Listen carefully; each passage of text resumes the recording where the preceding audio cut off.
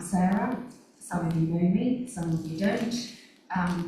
I 3 years ago to this very day, I arrived at Waddilove. In a car full of stuff with 2 of my 3 children, and our adventure began. A lot of you know my story, some of you don't. A lot of you in this room and watching have been with me, have prayed for me, have supported me, have loved me, and when I say me, I mean my children as well. You've supported me emotionally, financially, you've loved on us, you've cried with me, and also you've laughed with me and rejoiced as well. And here I am, 3 years to the day, standing, quite a different person, to say the least. God is good. He is good. He is faithful, and He is good. And, you know, maybe some of you are kind of barely here this morning. Maybe you're hanging on thin edge, is that the right expression? Just hanging on in there, and you're here. And my prayer, as I've been preparing this week, is that actually you leave here with hope. You leave here with a hope. And I think the worship and everything up to this point actually has been about the hope we have in Jesus. So my prayer is that. And that we actually leave here with a fresh love of Jesus. Yeah, okay. So here goes. So my duty today is to look at Mark 10. We've been studying Mark, the Gospel of Mark, and we are at chapter 10. And I'm going to look at some of the verses together now, and then we're going to take communion. So I'm going to keep an eye on the clock, and we're going to go from there. So, Mark 10, to sum it up, there are a lot of hot topics that Jesus is being challenged on. And as we look at these hot topics and we look at the context of what was going on in that particular time and trying to kind of see what was happening, I think it's really important for us to also remember today that Jesus is also speaking into our hot topics of our today. You know, it didn't just happen then, and we've got to go and just figure out today. He speaks into our hot topics today. And I think, you know, there's always a challenge for us as we read the Bible, and that's what my heart is, that we will just open to that today. So he's challenging, there's lots of ethical issues, he's challenging the law, he's challenging mindsets, the way women and children and wealth are considered. But we know that Jesus is the same, yesterday, today and forever. So this is for us now. Different context, but this is for us now. So, let's read. I'm going to read from the Passion. You read from wherever you want to read. You can listen, you can get up and stretch if you want, but I'm going to read. And we're going to go straight into Mark 10, verses 1, and we're going to read 12 verses. So, then Jesus, I've left my glasses off. I've got context, can you believe it? Then Jesus left the region and went into the district of Judea, across from the Jordan River, and again massive crowds flocked to him and Jesus, as was his custom, began to teach the people. At one point, some of the Pharisees came, seeking to entrap him with a question.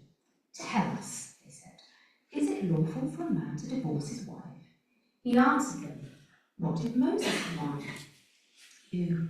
They replied, "Moses permitted us to write a certificate of separation that would be valid to complete a divorce."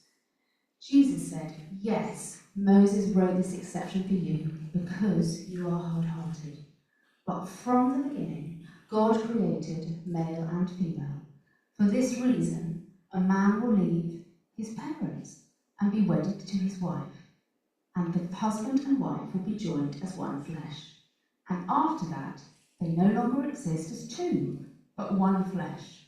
So, there you have it. What God has joined together, no one has the right to split apart. Once indoors, his disciples asked him to explain it to them again. So he said to them, whoever divorces his wife and marries another commits adultery against her. And if the wife divorces her husband and marries another, she also commits adultery. Wow, I'm just going to have a drink. And it is water. Wow, so thank you very much for putting that chapter on me. So, okay, so let's get some context and let's try and work this out. So Mark's gospel in general is just very much a to the point. That's him. That's who he is. His gospel is half as long as all of the others. So what we have to do when we read this is have an understanding that there's a lot of stuff that we're not seeing. Yeah? Because he's a guy that just gets to the point. You know, if we want information, let's go to Matthew. You know, Matthew is the guy, you know, we've seen him, haven't we, in The Chosen. He's standing there with his little notepad, just making notes. Okay, Mark is not him. Okay, Mark is to the point. So, here he is, and he's just written it as he sees it. Okay, so that's not very helpful though, is it? So we've got to go a bit deeper, we've got to go a bit into the history, into the context. Okay, so first of all, where are they? They're in Judea. Okay, so what does that mean? They're in a geographical area where Herod is basically in charge. Now we know Herod was the one that killed John the Baptist. Okay, so the Pharisees are thinking, hey, we got it. So we're going to ask him a question in the region where we know Herod's in charge, and get rid of him, just like John the Baptist. Okay, so there they are. They thought, we've got it. Set it up. So their agenda was to bring Jesus down. Okay, and they just thought, this is great. So there they were in Judea. Jesus was there with his disciples, and they ask the question. And what does he say? He doesn't ask the question. He does what Jesus does so well. He asks another question. But what's his question about? It's about the law. So that's a language that the Pharisees will understand. Because that's their language. That's all they do is read the law and try and obey it. And he says, well, hang on a minute, what did Moses say? So that just, didn't work. So their plan at that stage, they were still in the same position. They need to trap him. Now, another thing to point out is, in that particular time, there were two main ways of thinking about divorce. There were sort of two opinions, if you like. There were some Jews that had a very liberal view on divorce. So that would be, you could basically divorce anybody, your spouse, if they burned the toast, if they left the toothpaste cap off the toothbrush. It could be really silly little things, trivial things. Then there was another rule of thought that was much more conservative and much more, it's adultery or nothing. So another reason why the Pharisees were asking Jesus was because they wanted to know what Jesus' opinion was. Okay? Jesus, what was his response after that? He took them back to the beginning, to God's plan for a husband and wife. So he didn't engage in the hot topic or the opinions of the moment. What did he do? He went back to what the original plan was. The God plan. The two becoming one.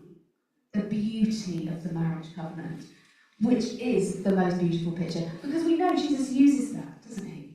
He says, it's got to be like marriage. Jesus and the church.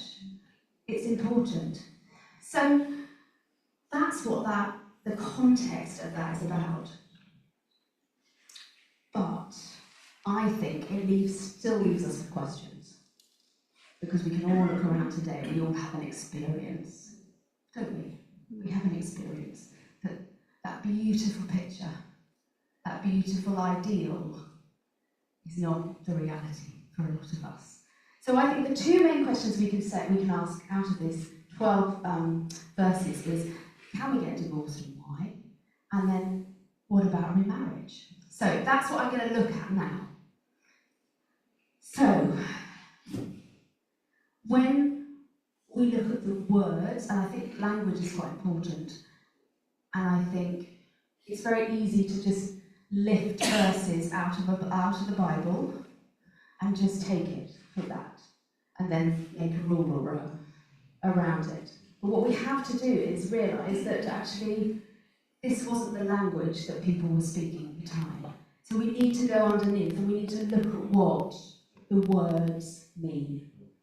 And now divorce, the word divorce comes up in verse 2, 4, 11 and 12. And it is a Greek word, which is apolio, A-P-O-L-Y-O. And basically to define that is, it means to dismiss, send away, to loose. There's a sort of flippancy about it. That is what Jesus is referring to. Now, let's just then put that in the context of the time. Life was very different, okay? So different to where we are living now in 2025. A woman needed a husband, okay? A woman needed their husband for their status, for their finances, for their education, for their security. So actually, if this was happening, this dismissing, this letting loose, this setting, just moving on to the next one. Yeah, exactly, setting adrift. That was going on. That is what Jesus is speaking into. That is what he's referring to here. Sadly, the reality is as well that men were doing this more than women because of the status of women in that time. That's not an anti-men comment, it's just a historical fact.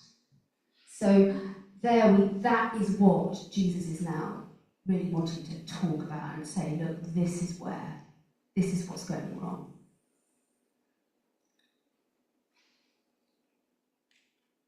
But it's not the best way, and it's not God's way, because he's brought us back to the original plan. He said, this is what I want. This is what I want. And this is what you're doing. But, and I know personally that the whole process of divorce is not a God thing. It's not the God plan. I am a divorcee, and I also instigated a divorce. And none of it was nice. None of it was nice. But it is an option. It is an option. It is an option when things have been tried and tested and all the rest of it. It is there as our safety net. So, even in the United Kingdom, under the law here, even though we now have a no blame divorce law here, you have to show that you have had mediation, or at least attempted mediation. So there is that sense of, it's not that straightforward. We know God can heal marriages, he can restore brokenness, but he can also, his grace is sufficient for both parties that have gone through this harrowing experience of divorce. For years, I stayed in a marriage because my theology was wrong. God hating divorce, that was thrown at me all the time. God hates divorce, and I just thought that God would hate me and reject me if I were to be divorced. Helen Painter a fantastic woman who I love. She is, I'll tell you who she is because you might think, what am I reading? She's a Baptist minister, but she's written a lot about sort of biblical violence and how abuse of the Bible has promoted violence. So she's kind of done a lot of reading around that, and she's written a couple of books. But in this book here, I just wanted to sort of finish this part with what she sort of sums up with. And does God hate divorce? I believe he hates every breach of the marriage covenant, whether through violence, abuse, abandonment, neglect, or adultery. And he weeps that divorce is sometimes a necessary expression of that. And I think that sums it up.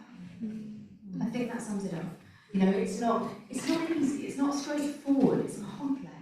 This is so complex. We live in a complex world with complex people. You know, and we all want what's best, what God has for us. But I think if that marriage covenant has been broken, what I really want to say is what we've been singing about this morning. We serve a Redeemer. We serve a Redeemer. And when we deal with people, or we pastor people, or we counsel people, or we have people that come into our church, let's not forget that we serve a Redeemer. And what lens are we looking at people? I wanted to suggest today that we have a lens that's the Jesus lens, so that we are seeing people and seeing people as Jesus would see them.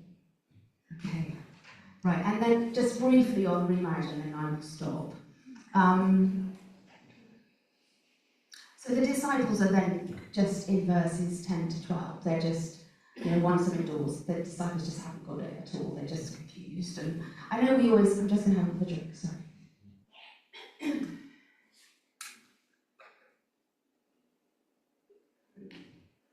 Thank you. I know we always laugh at the disciples, but I do think it was quite tricky for them. They were just playing catch up, weren't they? They were just like, what on earth is going on? Why did he say that?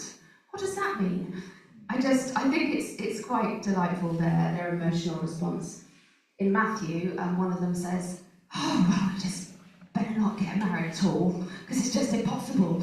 And I love their realness, and I love that. I just think it's really beautiful. But here they are, come again, okay, Jesus, explain again, what do you mean? Well, I think in order to understand this, we have to go back to the meaning of the word divorce. So, it's that if people are just divorcing flippantly, then oh, I just had enough of you, I quite like that person at work, and I'll just go over there, then that's what Jesus is talking about, But if there's been an actual breakdown in the marriage covenant, then it's adult, and I think there's just a place for just the redeeming power of Jesus over all of this. All of these 12 verses. So we have to be so careful. We have to be so careful the way we read it, we understand it, we talk to people, we minister to people. And we have to do this in love. And I think one of the things that I really love about this is that Jesus is talking into topics. People were opinionated about this. This was something that the Pharisees, wherever you went, everybody had an opinion about it. And as I was reading that and exploring that, I thought, wow, nothing's changed. Because isn't it like that now? Everybody has an opinion about something, and now we can't stay in a room. We just cancel each other out. The church can't be that place. It can't be that place. If we sing about the redeeming Jesus that we've been singing about this morning, opening our hearts up to him, he is the centre. He is the centre. And actually, our view, our lens, the way we look at things, our opinions, we'll still have opinions. They won't be at the forefront. They won't be at the forefront. Jesus will be. So, that's my challenge today. I have prepared for the whole 31 verses, but we're not going to have time because I think it's actually really important we have communion. But I just think it's important that we have an understanding that of the text, of what the history was, what was he speaking into, and what does this mean for us now? We have to look at this whole area. Divorce, remarriage. You know, we live now with blended families. It's beautiful. It's absolutely stunning. It's beautiful. So I'm not standing here today to place a judgment on anyone, because I myself am a living testimony to the fact that it all went horribly wrong. Okay, so please hear my heart. But Jesus is our Redeemer. So is he at the centre of our lives? Is he our first love? And as we take communion, I think it will be just beautiful to just, usually we take communion as a community and we kind of pray together. And it is that, but today I really want to challenge you and ask you, can it just be about you and Jesus? Can it just be about you and Jesus? Asking those questions, laying those opinions down, those mindsets down, taking up your cross and just saying, it's all about you, Jesus. Be the centre. Thank you.